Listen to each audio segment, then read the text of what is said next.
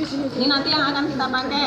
Kemudian tadi indikator, ya. Indikator kemudian larutan.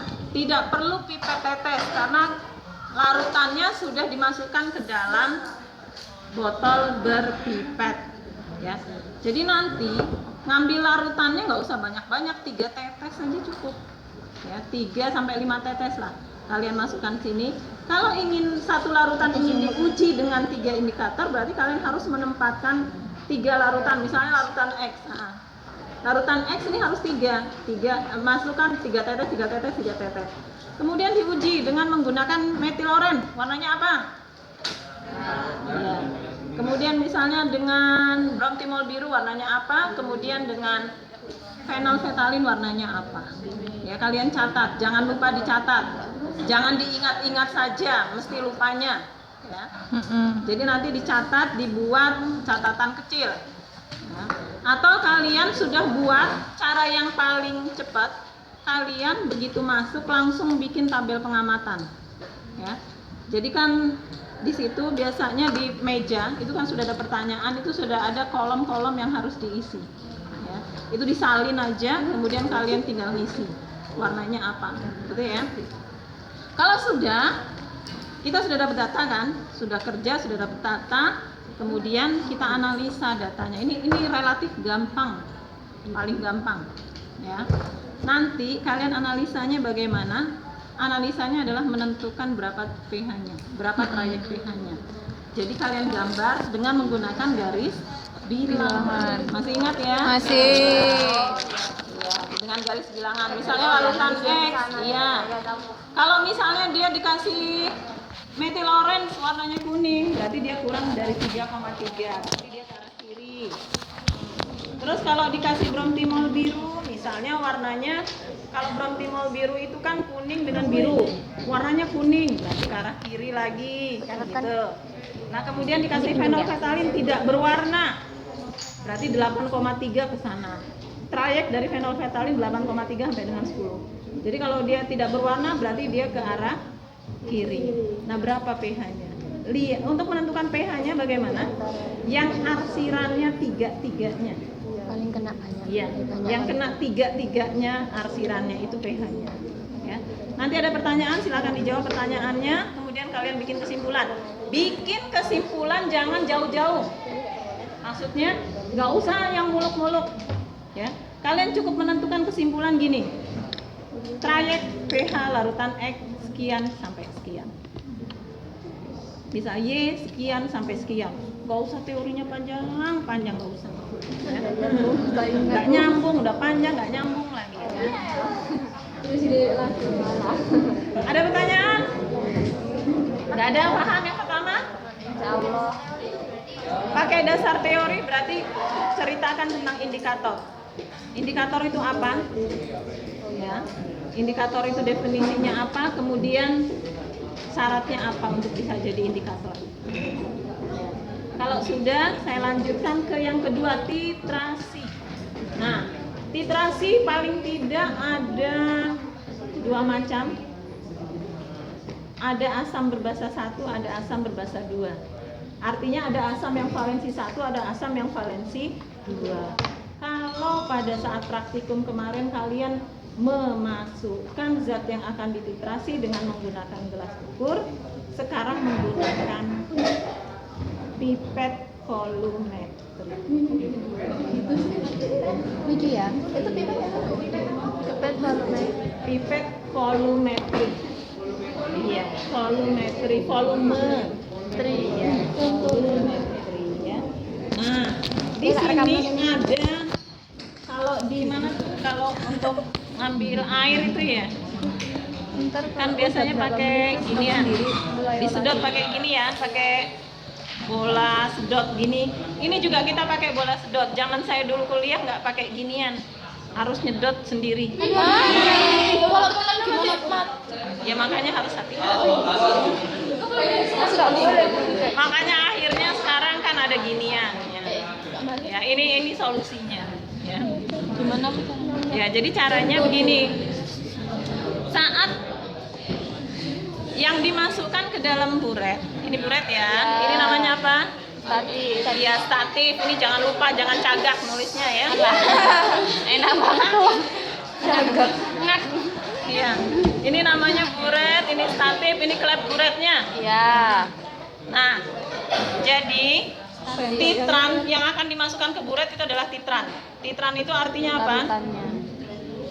Titran itu apa? Larutannya. Zat yang akan menitrasi. Ya. Biasanya konsentrasinya sudah diketahui. Jadi yang dimasukkan ke sini yang konsentrasinya sudah diketahui. Sedangkan yang belum diketahui konsentrasinya kita masukkan ke sini. Apa ini namanya? Erlenmeyer. Masukkan ke dalam Erlenmeyer. Nah, kita melakukannya 3 kali. Ya. Jadi kita memasukkan sejumlah volume zat yang akan kita titrasi itu ke dalam 3 Erlenmeyer 3 kali. Ya. Nanti untuk mengambilnya posisi ini harus kempes dulu. Bagaimana cara mengempeskannya? Ini ditekan, kemudian yang huruf A di atas ditekan juga. Yang mana Jadi Bu A-nya? ini ada huruf A, ini ada huruf S, ini ada huruf E. Ya. Jadi yang A atas, berarti A. Tengah S. yang paling bawah E. Ya, iya. Nah, kalau kita mau mengambil, ini kan ada ukurannya. Ini kalau 10 mili, ini 10 mili, ini ada garis merah di sini. Jadi cekungannya itu harus pas garis merah. Ya. Cara mengambilnya bagaimana? Setelah ini dikempeskan dengan cara menekan tadi bola itu dan atasnya, itu kan kempes. Ini kita masukkan ke dalam larutan yang akan kita ambil. Caranya bagaimana? Ini harus ada di dasar tabung. Ya, akhirnya dasar gelas kimia. Tujuannya apa? Supaya tidak ada gelembung gas. Baru kemudian pencet S. S dot. Ya. Mantap. Wes, pokoknya diambil gampang-gampangnya. 10 mili. Keren kali. Ya, 10 mili. Jadi dipencet sampai dia melewati batas volume. Ya. Usahakan pas. Udah dong, lewat ya? Banyak. Kalau lewat berhenti, mencet S-nya. Ini kan kelebihan nih. Ya. Sengaja memang tak lebih. Oh, enak. Biar tahu nanti kalau misalnya ada yang kelebihan, cara menguranginya bagaimana? Pencet E, Keluar exit, Keluar exit. Exit keluar. empty bu. Ya. Nih pencet E, maka dia akan keluar. Wih, Keren. sampai batas tadi. Nah, misalnya segitu, ya. Ya. Kalau sudah ngepas, masukkan ke dalam Erlenmeyer. Ya. Masukkan ke dalam Erlenmeyer. Bagaimana caranya? Putar, pencet E, maka dia akan keluar. Keren ya. Mau beli. Kayak apa tang? Tapi bulannya kecil-kecil. Iya lah. Diameternya kecil. Sudah habis, selesai. Ya, tapi belum selesai. Kenapa belum selesai? Jangan lupa beri indikator. Ya. Ya, harus dikasih indikator. Indikator yang biasa digunakan karena ini titrasi asam basa, indikator yang digunakan adalah PP. Ya. Fenolfetalin, nggak usah banyak-banyak, 3 tetes saja. Beri misalnya 3 tetes. Kenapa kalau saya? 1, 2, 3. Nggak ngaruh, jadi sama saja. Udahlah. Ya, maaf. Sudah, kalau sudah ini nanti pada saat melaksanakan 3-3-nya diisi ya. Oh, Jadi 3-3-nya diisi langsung 3 biar sekalian kerja. Hah? 3 tetes. 3 alien merah. Ya. Nah,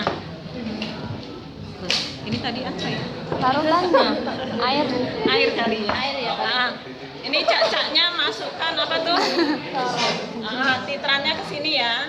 Ya. Sudah masuk sampai 0. Ya, sampai 0. Ya. Nah, kalau sudah sampai 0 baru kita melakukan titrasi. Terserah kalian mana yang menurut kalian PW tangannya. Ya. Artinya Mau ini dipegang tangan kanan boleh. Kalau misalnya kalian lebih enak tangan kiri nggak apa-apa. Pokoknya gimana enaknya, ya. Sambil dikunci. Jadi sambil Diputar. digoyang-goyang. Bukem. Ya. Sampai berubah warna. Iya, sampai berubah warna. Tapi berubah Iya. kan gorong. Nah, sekarang gini, kita harus pakai logika. Kalau ininya sudah diketahui konsentrasinya, misalnya 0,1. Ini kan ada asam berbasa 1, ada asam berbasa 2. Kalau asam berbasa 1, misalnya ini habisnya 10 mili untuk berubah, misalnya ini volumenya kan ada 10 mili. Ini konsentrasinya 0,1. Berarti kalau dia asam berbasa 1, logikanya ini juga harus 10 mili, kan gitu ya? Paham? Pasti ini kan 10 mili karena 1-1 valensinya kan 1-1. Ya. Tapi kalau valensi 2 ini 10 mili, ini paling 20 mili. 1/5 Gitu ya. Ya. Mesti jadi nanti lihat kalau berbasa 20 apa 5? 5 mili ya. Jadi kira-kira kalau sudah mau 5 mili itu di 4 itu sudah mulai dikecilkan titrasinya. Oh iya. Titrasinya sudah mulai dikurangi ya. Nah, warnanya seperti ini, kelihatan nggak? Kelihatan ya. Kayak jelly. Jelly Budia. Es jelly. Kelihatan warnanya? Ada pink ya. Jadi jangan kelewat titrasi. Artinya apa? Jangan terlalu ungu. Kalau lewat titrasi berarti data kita kurang akurat. Ya. Jadi usahakan dia warnanya seperti ini. Kalau sudah selesai, tadi kalau yang pertama ininya dicuci ya. Plat tetesnya dicuci. Kemudian yang kedua, pada saat titrasi, ini nanti larutan yang dititrasi dibuang semua. Setelah selesai titrasi dibuang, kemudian wadahnya dicuci. Ya. Bisa dipahami? Paham. Nah, sekarang tinggal menghitung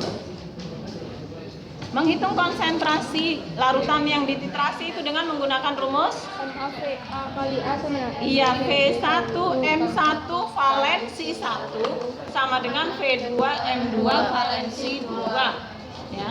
Itu kita menghitungnya seperti itu. Nah, kamu menuliskannya di analisa data. Jadi di analisa data itu kalian tuliskan bagaimana cara mencari molaritas ya. Volume apa? Ini tidak usah dicuci.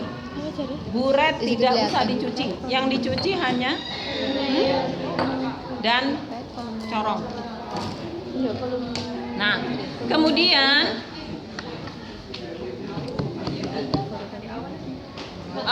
nanti ini kan kalau ada titrannya bersisa ya, itu kembalikan ke gelas kimia. Jadi nanti posisi kalian keluar dari ruang praktek itu ini sudah dalam kondisi kosong. Jadi semuanya sudah dalam kondisi kosong semua. Tidak boleh ada yang bersisa. Jadi kalian ngosongkannya bagaimana? Jangan ditublek gini ya. Buka aja ininya, krepnya dibuka. enak banget. Flavia kayak dek pula. Sudah? Ada pertanyaan? Nggak ada ya? Sudah. Mau praktek ini? Mau Bu. Aku mau pencet-pencet kok, Om.